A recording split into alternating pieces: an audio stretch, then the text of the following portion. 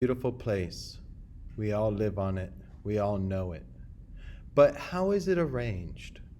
How do we understand where one place starts and the other ends? Today, we'll be talking about the oceans and the continents and how they impact history. As you're watching this video, please be aware of how the oceans and how the continents impact history. Before we begin, I'd like you to answer that question at your table. Please take a little bit of time and talk to each other. How do oceans and continents impact our lives? How do they impact history?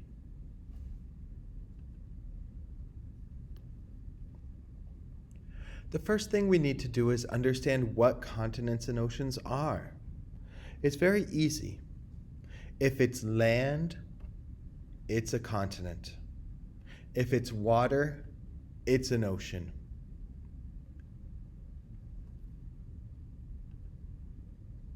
In this picture, you can see water and land. You know it's water because it's blue, but how do you know what the land is?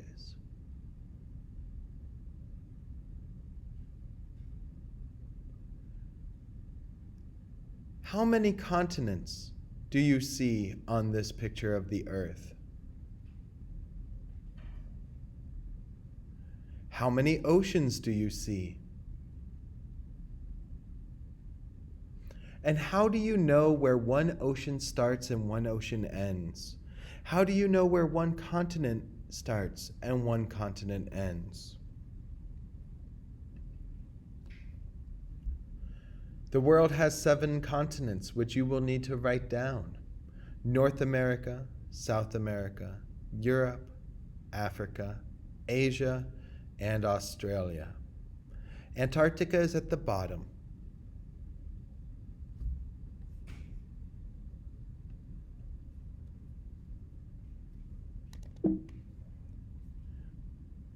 There are 5 oceans: the Pacific Ocean, the Atlantic Ocean, the Indian Ocean, the Southern Ocean, and the Arctic Ocean. The world is a circle, and so you can see that the Pacific Ocean wraps all the way around.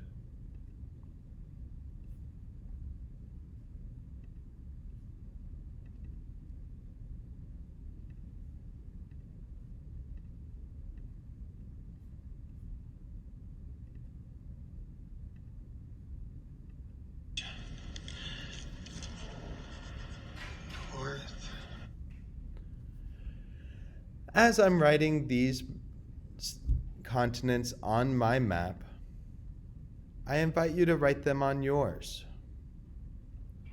It only takes a minute to write all 7 continents and all 5 oceans. Don't forget to capitalize each of the continents and each of the oceans.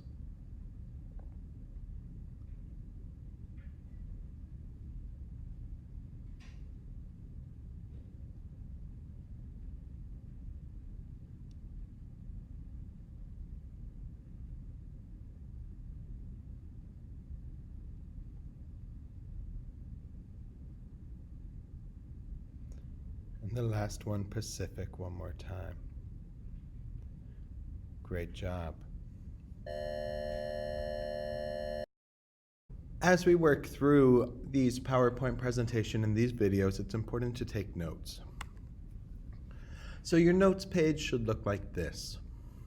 Notice how my notes page has a title, Continents and Oceans, and it has 2 blue lines, one across the top, one across the side. The reason why we do that is to separate the questions and the answers. Make sure that your questions line up with the answers, because it'll make it much easier for you to study at home. You'll be able to fold the paper and see the question and quiz yourself. What is a continent? A continent is a large section of land. What is an ocean? An ocean is a large section of water. Leave lots of room because we're going to fill up this page. These are the 7 continents. If you haven't finished filling out your map, please continue to do so. They are in the same order that they are on the map. North America, South America, Europe, Africa, Asia, Australia, and Antarctica. I want you to take a minute and talk with your group about which continent you know the most about. Then I want you to write down on a piece of scratch paper everything you know about that continent. I will pause the video now so that you can do this.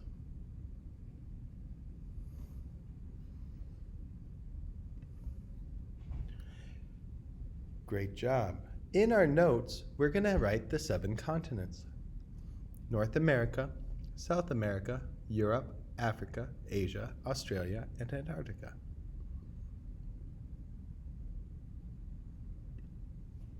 There are 5 oceans: the Pacific Ocean, the Atlantic Ocean, the Indian Ocean, the Arctic Ocean, and the Southern Ocean. If you haven't finished writing these on your map, please write them now.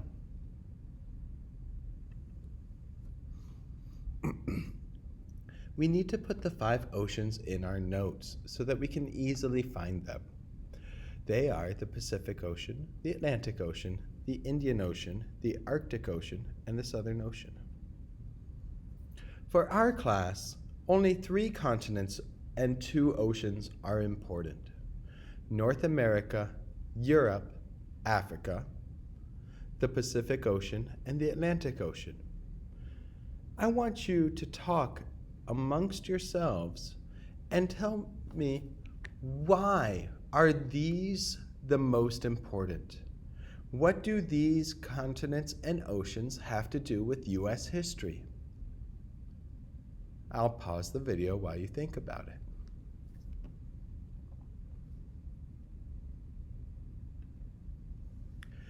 In our notes, we are going to interact with them. So we are going to circle the 5 most important things: North America, Europe, Africa, the Pacific Ocean, and the Atlantic Ocean. If you haven't finished doing your map, please do it now. It takes 1 minute.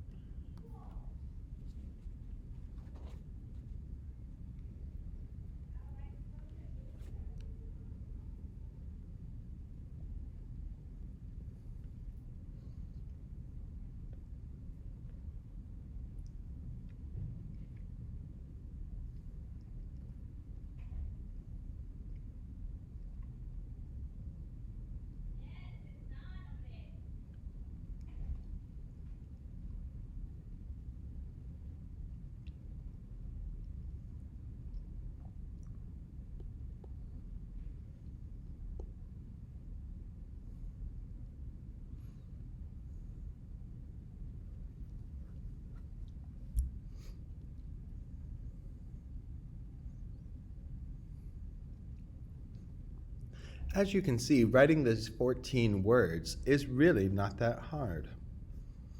We will glue these into our notebooks in a moment. The 2 most important continents are Europe and North America. Notice that Europe is old, crowded, and powerful.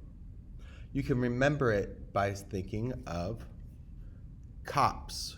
Cops are powerful and old, and you'll see them in crowded places. North America is new, empty, and weak. You can remember it because North America is the New World. Remember that we're talking about the year 1600. And in the year 1600, people move from Europe to North America, crossing the Atlantic Ocean on boats and ships. This is why the Atlantic Ocean is the most important ocean. So now we will write in our notes the T-chart that we just saw. our question will be, what are the differences between Europe and North America?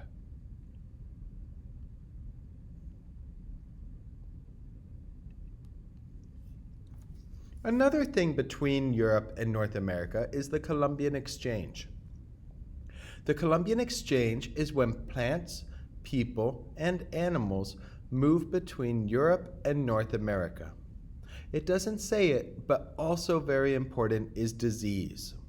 The diseases that come from Europe will kill 90% of the Native Americans in North America. The year is 1492, because that's the year Columbus sailed the ocean blue. Columbus. Interesting. North America gave Europe tobacco, corn, and turkey. They didn't exist in Europe before. Europe gave North America smallpox, a terrible disease that killed millions of people. Monarchy, meaning government by a king, horses and cows. Let's write this down. What was transferred on the Columbian Exchange? North America gave tobacco, corn, raw materials. Europe gave smallpox, monarchy, horses, and cows. Triangular trade. I want you to talk to your table and find the triangle in triangular trade. Why is it called triangular trade? Raise your hand if you have the answer. Fantastic. Triangular trade is trade between Europe, North America, and Africa, and it all crosses the Atlantic Ocean. Now we're looking at the year 1607, which is the year that Jamestown Colony was established by the English. The Europeans, England, France, and Spain, will make things in their factories, manufactured goods. They'll send them to Africa where they'll sell them to African merchants. Because the ships are now empty, they will buy slaves. These are humans who are captured from their homes and forced to move across the ocean away from their families to work for free for somebody else.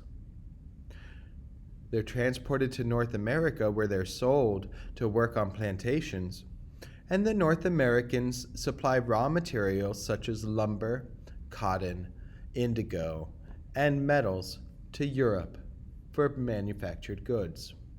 This is called triangular trade. Triangular trade is the trade between Europe, North America, and Africa. And we need to know what each continent traded. Europe traded manufactured goods, Africa traded slaves, and North America traded raw materials.